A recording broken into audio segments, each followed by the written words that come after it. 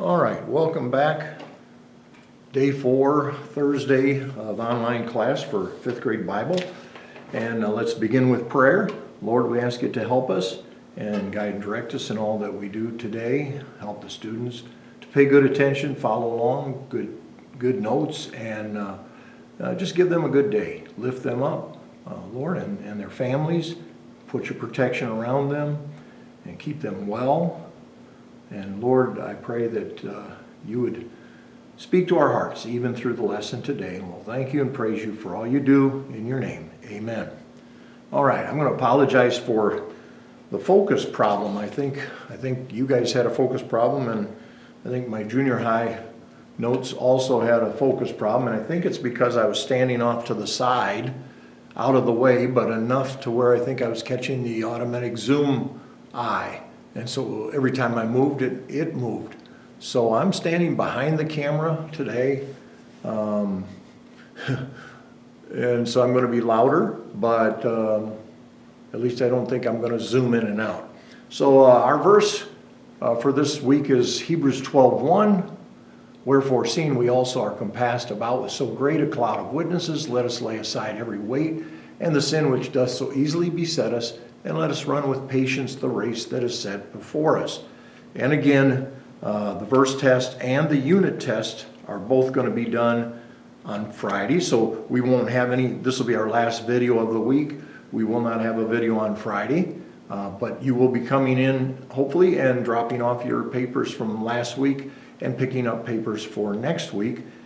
And with those papers will be the unit test and the verse test, which will be finished and turned back in by the following Friday. So you can do it anytime you want, I guess, between Friday and the following Friday. But hopefully you'll do it sooner than later and get it done and over with. And I hope I wouldn't have to say this, but you don't use anything other than your brain to take those tests. Not allowed to have an open book test or open note test or anything like that. It's all you and your brilliant mind. So hopefully you'll do that and be honest about that. And so this is the verse test, and our character trait for this month has been submissive, yielding myself to God's guidance through others. Ephesians 5:21, submitting yourselves one to another in the fear of God. All right, so we are going to review a little bit here, just to kind of go over what we talked about that is going to be on the test, the unit test, which is coming up again. Like I say, you'll be able to pick that up on Friday. So the first 5 things are names that are given to Jesus Christ in the Bible, titles or names that are attributed to him. And on the test, it's going to be multiple choice. So you've got the Son of God, the light of the world, the way, the truth, the life, the risen Lord, King of kings and Lord of lords.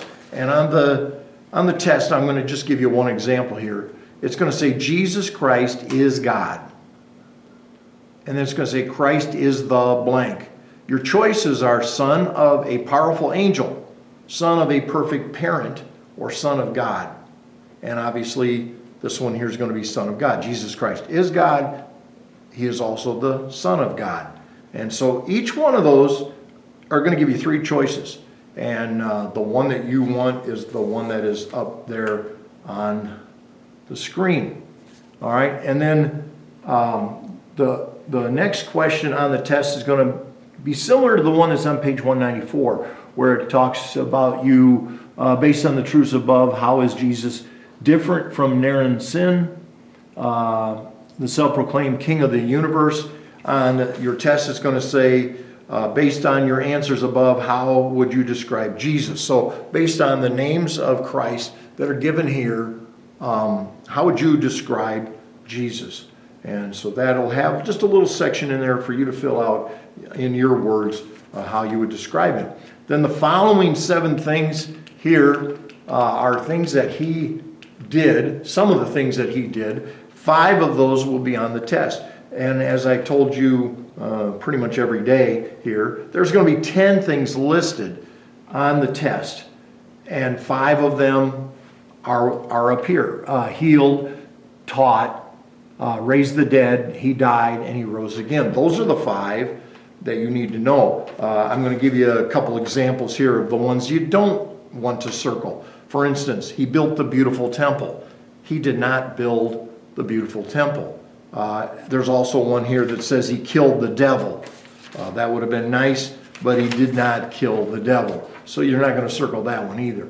So you just have to know what he did do and know what he didn't do. And hopefully you'll keep that straight.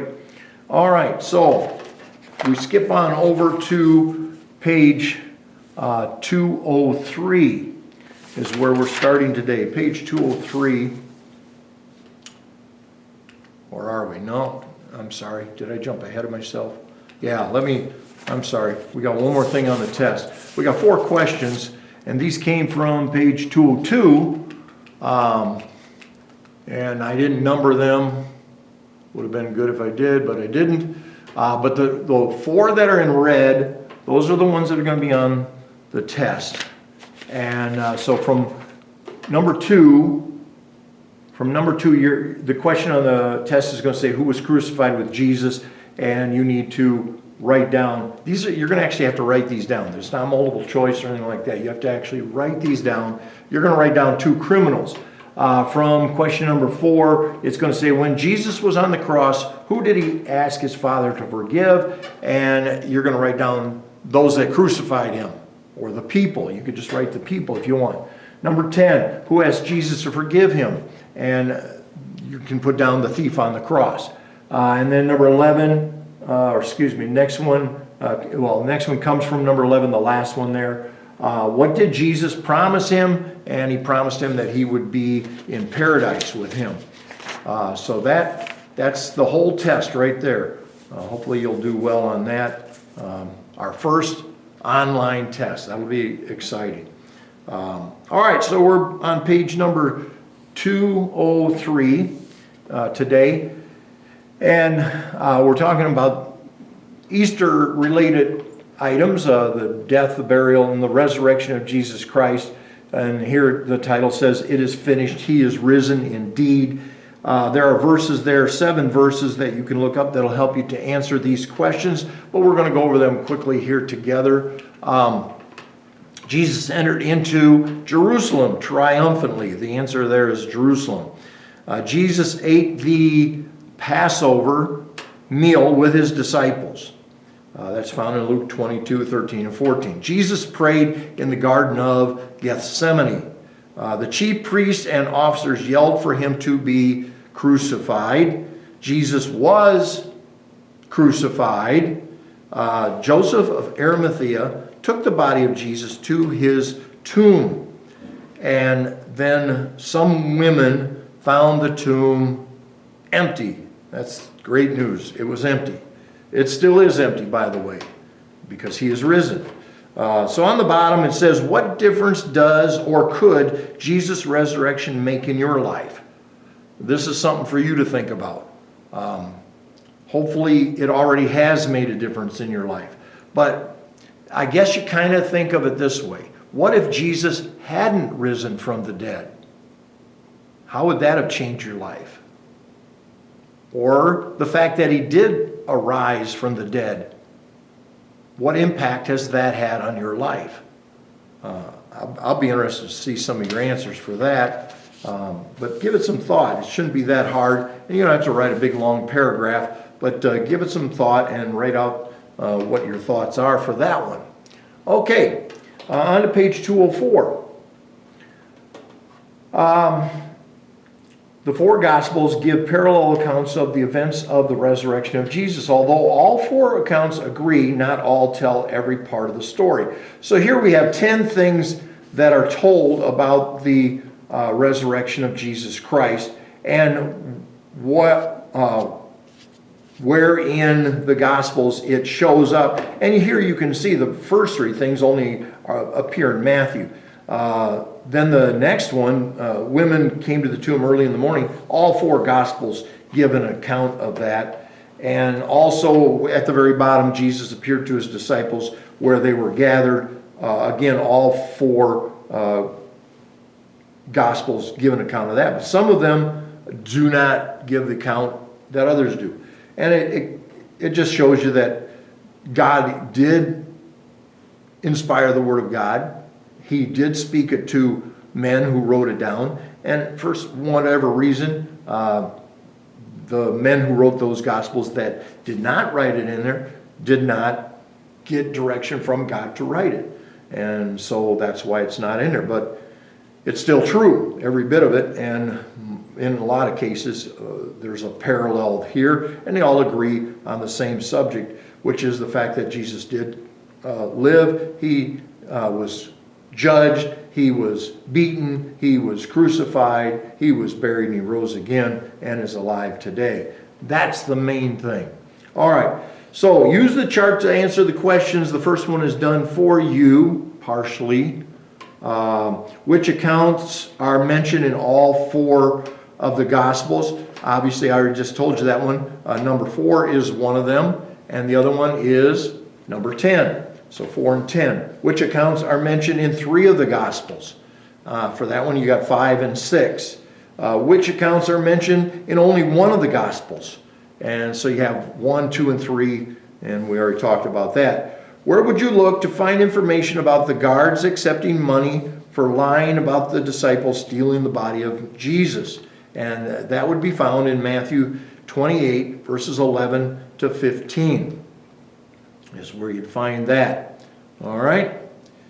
And on the bottom, read Luke 24, verse 5 through 8. What 3 things did the angels remind Jesus' followers that Jesus said would happen? So these are things that Christ announced to the disciples even before it happened. He told them this is what's going to happen. And these are the 3 things. The Son of Man will be given over to sinful men. He will be crucified. And he will rise again the 3rd day. And it's amazing, again, when we go back to a previous lesson where all the disciples forsook him and fled. Knowing all that they knew, they still fled. And he predicted everything that was going to happen right down to the letter, and it happened exactly like he predicted it, which should have increased their faith in him, and should increase our faith in him. All right, on to page 205. This goes back to our song that's back in the back of the book, Singing with Understanding. Arise, my soul, arise. And you're to read Hebrews 4, 14 through 16 and answer the questions. In what way can the ransomed sinner come before God's throne to ask for mercy and help? The answer to that is confidently, boldly, and fearlessly. Now it's fading in and out again. Why is it doing that?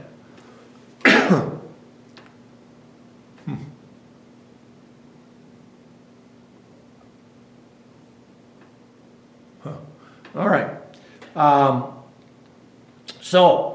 It says Abba was a word in the Aramaic dialect of Palestine during the time of the New Testament. It was commonly used by children to address their father.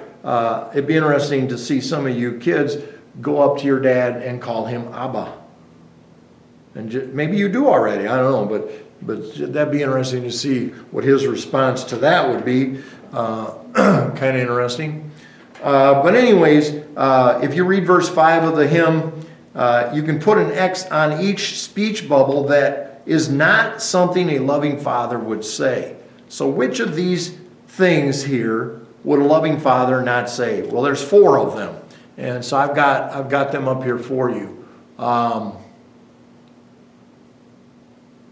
Don't tell me your troubles. I'm not interested. I couldn't imagine a dad saying that. Another one, I forgive you, but I will never stop reminding you of all the bad things you have done. Hopefully none of you have a dad like that. I'm sure you don't. And God is not that way either, by the way. All right, there's 2 more. Be on the next slide. Hopefully you found those bubbles. But on the other 2, I like it when you're sad and miserable. Okay? Doesn't sound possible. But anyways, and then you don't do anything right. Okay, so I'm sure your dad is not like that. Hopefully there aren't any dads out there that are like that. Okay, running the race with joy. This is on page 206, and we'll finish up with this page here.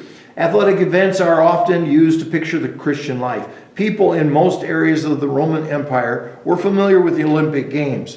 These competitions took place in an arena with tiers of seats for the spectators on either side of an oblong field. The starting line for the races was marked at one end by a square pillar. The finish was marked by another square pillar with the judge, where the judge sat holding the prize. The athletes who swore to obey the rules of the events trained rigorously for 10 months beforehand. By the time of the competition, they had shed every excess ounce of weight and were in top physical and mental condition. Kind of ironic that they would have this lesson in here. Our Summer Olympics for this year, we're supposed to be competing, and because of the coronavirus, it has been postponed until next year. And imagine, here's the thing, they said 10 months. I think our athletes train longer than that. In fact, I think some of them train all 4 years. There's 4 years between each Summer Olympics. So I think they train all 4 years. They don't waste any time, to get right at it. So they've been training at least for a couple years, I know, but most of them I think longer. But they've been training all that time, and now they don't even get to compete. That would be very frustrating, to have done all that preparation and not to even be able to compete. So they have to train another year and be ready to go at it next year. So that's kind of interesting that this is in here. But it's talking about the races and the Olympic competitions. So we're going to go in number order here on page 206. Number 1, the author of Hebrews likens the Christian life to a race. Okay, so the Christian life is like a race. I can tell you that, in my opinion, this is my humble opinion, I believe the Apostle Paul wrote Hebrews. Other people believe that too. But Paul was really into athletics. A lot of the things that he wrote, he kind of inserts sports themes in there at one point or another. And so it kind of seems to go along with it here in Hebrews, that the writer of Hebrews talks about the Christian life being a race, and it just seems very Paul-like to do that. The witnesses who watched Christians run the race might be other believers who went before them. So a lot of people think that there's a great host watching us from heaven. Maybe your grandma or grandpa or great-grandma or great-grandpa are up in heaven watching you. So you better be good. It's more important that Jesus is watching you. But anyways, so that's the cloud of witnesses that are watching us. Number 3, Jesus Christ is the one who sits at the finish of the race toward the prize. So he's the judge at the end of the race. And then the author tells Christians to get rid of everything that hinders, every weight or sin that hinders. You don't run a race carrying a bunch of weight. That would be foolish. You're not going to win a race doing that. If we were to run a race at recess, don't you miss recess? But if we were to run a race at recess and you were all lined up ready to race, and I said, hold it, let me jump on somebody's back, and I jump on your back, and then they say, go. Guess what? The person who's got me on their back, they're going to lose. I can guarantee it. If they're even standing. They probably wouldn't be standing. But anyways, you don't do that. You run with as little weight as possible so that you can run fast. Number 5, a Christian should look to Jesus Christ while he is running the race. Why? Because he's at the finish line. He's the one that's going to judge us, and he's the one that's going to give out the award at the end. So we keep our eye on the prize, on Jesus Christ. Christians should run the race with patience, perseverance, or endurance. You keep running. You don't give up. And then the last one there, number 7, Jesus Christ was able to endure the suffering of the cross because of the joy of pleasing his Father.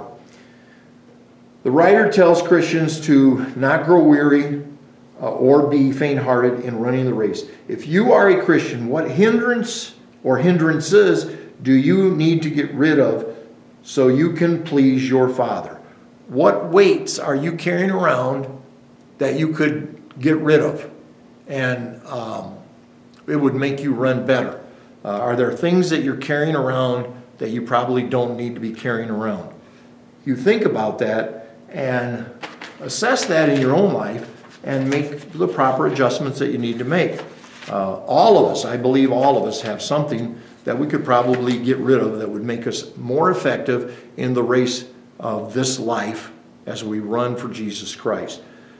That's the conclusion of this lesson, and hopefully you'll get in Friday and get all of your papers and be ready for the test and do well on that. And you'll have a good rest of this week and a good weekend. And again, if you don't have a church that live streams, we do live stream here every Sunday morning and Sunday night and Wednesday. So if you would like to tune in, that would be fun. And at least you could say you were in church. All right, have a good day. Thanks again. Bye.